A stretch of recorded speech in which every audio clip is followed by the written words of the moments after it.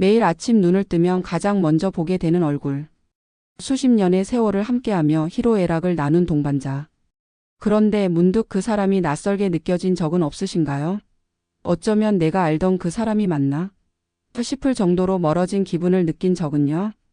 특히 은퇴 후 24시간을 붙어 지내면서 오히려 관계가 소원해지고 대화가 끊겼다는 분들도 많습니다. 함께 있을수록 외로움을 느끼는 역설적인 상황. 하지만 괜찮습니다. 이 감정은 혼자만의 것이 아니며 많은 노년 부부들이 겪는 보편적인 경험입니다. 오늘 우리는 이 황혼의 위기를 기회로 바꾸고 배우자와 다시 뜨겁게 사랑에 빠질 수 있는 단 하나의 비밀스러운 대화법에 대해 이야기하려 합니다. 인생의 황혼기는 예측 불가능한 변화의 시기입니다. 오랜 시간 유지해온 사회적 역할과 일상이 사라지는 은퇴의 물결, 그리고 자녀들이 모두 둥지를 떠나는 빈 둥지 증후군은 부부 관계에 거대한 지각 변동을 일으킵니다. 남편은 평생의 직장을 잃고 자존감과 방향성을 잃었다고 느낄 수 있고, 아내는 자녀가 없는 텅 빈 집의 외로움과 허탈감을 느낄 수 있습니다. 이 시기 부부는 자신도 모르게 서로에게 의지하거나 반대로 서로에게 거리를 두려 할 수 있습니다. 저 사람이 왜 저렇게 변했지? 라는 의문과 함께 깊어지는 골은 부지불식 간의 관계를 위협합니다. 유명한 정신과 의사이자 작가인 이근호 박사님은 그의 저서 나는 죽을 때까지 재미있게 살고 싶다에서 노년기에도 끊임없이 새로운 재미와 의미를 찾아야 한다고 강조합니다. 이는 부부 관계에도 그대로 적용됩니다. 은퇴와 빈 둥지는 결코 관계의 끝이 아니라 새로운 우리의 모습을 탐색하고 재정의할 수 있는 절호의 기회입니다.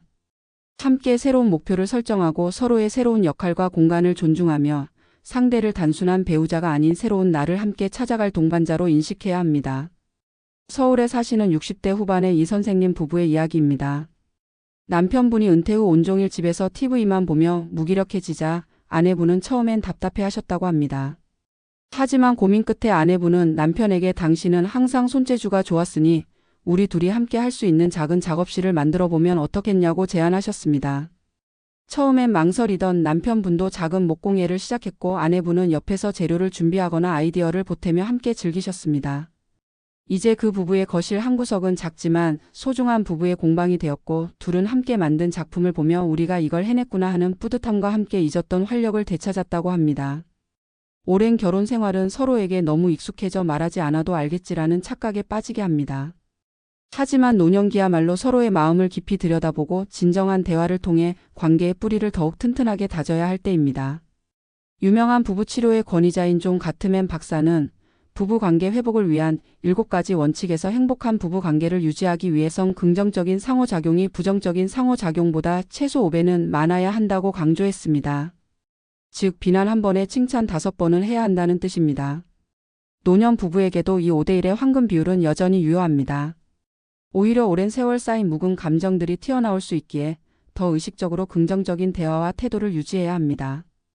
많은 부부들이 나는 저 사람이 원래 저런 줄 알았어라고 단정합니다. 하지만 사람은 나이가 들어도 변하고 새로운 감정을 경험합니다.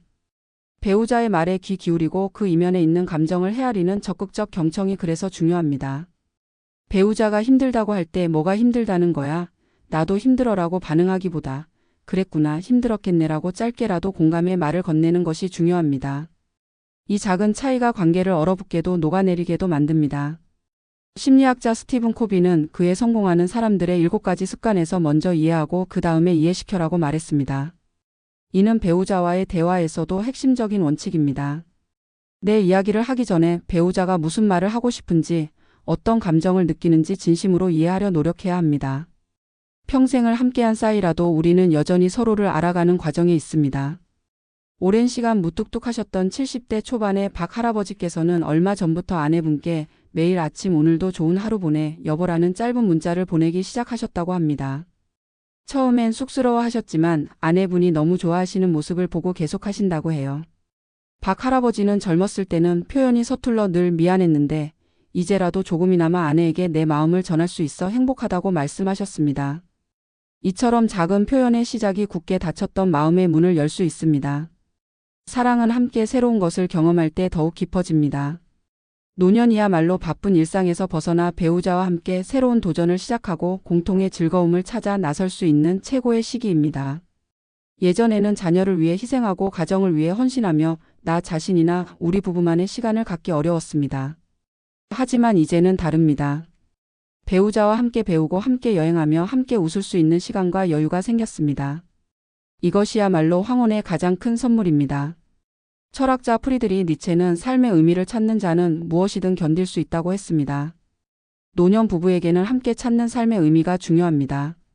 단순히 시간을 함께 보내는 것을 넘어 서로의 존재를 통해 새로운 의미와 목적을 발견하는 것이죠. 함께 건강을 위한 활동을 시작해 보세요. 손잡고 걷는 아침 산책, 둘이서 배우는 요가나 댄스 교실은 몸의 건강뿐 아니라 마음의 활력도 선사합니다. 어쩌면 그동안 잊고 있었던 배우자의 숨겨진 재능을 발견할 수도 있을 것입니다.